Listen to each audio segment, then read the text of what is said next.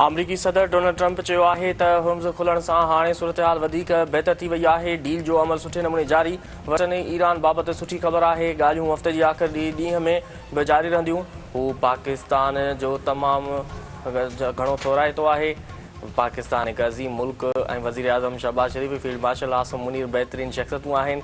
NATO हाणे call करे मदद जी आछ कई पर हुन मनो कयो। ईरान में 100% हदफ़ हासिल कया। तेहरान हाणे कॾहिं बि एटमी हथियार हासिल न करे सघंदो। इसराइल लिबनान विच में जंग बंदी थी वई। पाक भारत जंग रोकड़ाई 35 खां 50 मिलियन माण्हुनि जूं जानियूं बचायूं।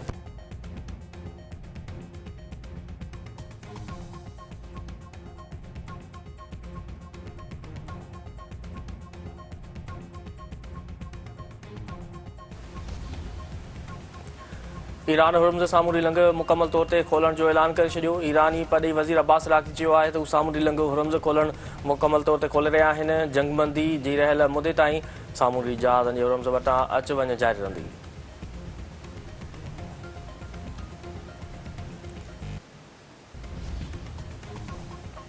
वज़ीर आज़म शहबाज शरीफ़ जी अंतालिया में तुर्क सदर रजब तय्यब एर्दोग़ान सां मुलाक़ात। विच ओभर जी सूरत हाल ऐं ताज़ी अॻभराई ते ख़्यालनि जी ॾिवट। ॿिन्ही अॻवाननि जो जटाधार इलाक़ाई अमुन जी कोशिशुनि खे असराइते तरीक़े सां इस्तेमालु करण जी ज़रूरत ते ज़ोर। तुर्किया जे सदर रजब तय्यब एर्दोग़ान चयो आहे त अमरीका ईरान जंग खे अमुन जे हिकु मौक़े ते जे तौर ते ॾिसणु घुरिजे। इंटरनेशनल सिस्टम नाकाम थी चुको आहे। ख़िते में अमुन कोशिशूं जारी रखंदा। दुनिया में ताक़त जो तवाज़ुन तब्दील थी रहियो आहे।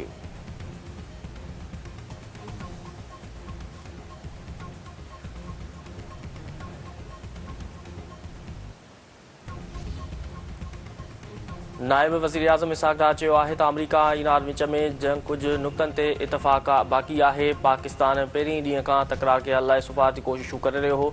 47 सालनि खां पोइ ईरान ऐं अमरीका ॻाल्हियुनि जी टियाकड़ी पाकिस्तान लाइ फ़ख़्र जो ॻाल्हि आहे। ईरान अमरीका चिकताइण सबबि ख़िते जी मईशत ऐं वापारु मुतासिर थियो।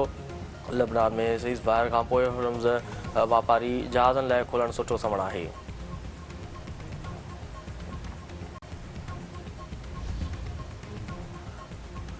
हुर्मुज़ सामूंडी लंघ खोलण जी ईरानी ऐलान बाद तेल जे अघनि में वॾे पैमाने ते लाथ। आलमी मार्केट में WTI कचे तेल जी क़ीमत 11.17% घटि थी वई।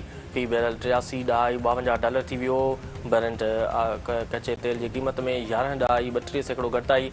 फ़ी बैरल अघु $88.7 मुक़ररु।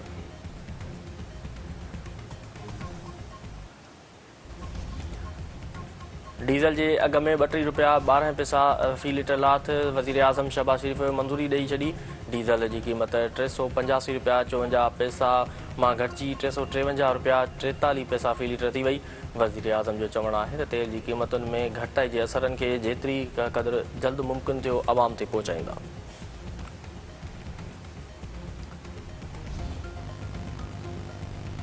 छठे बरसां सजाव रोड ते अणॼातल गाॾी जो कार खे टक्कर। 3 ॼणा फ़ौत, 2 ज़ख़्मी। फ़ौतुनि में दड़ो वासी इनायत सूमरो, मुमताज़ सूमरो ऐं फैज़ान सूमरो शामिल। लाश ऐं ज़ख़्मी इस्पताल मुंतक़िल। हादसे जी इतलाह ते APP MNA ज़ैद अयाज़ शाह शिराज़ी वाक़े वारे हंधि पहुची वियो।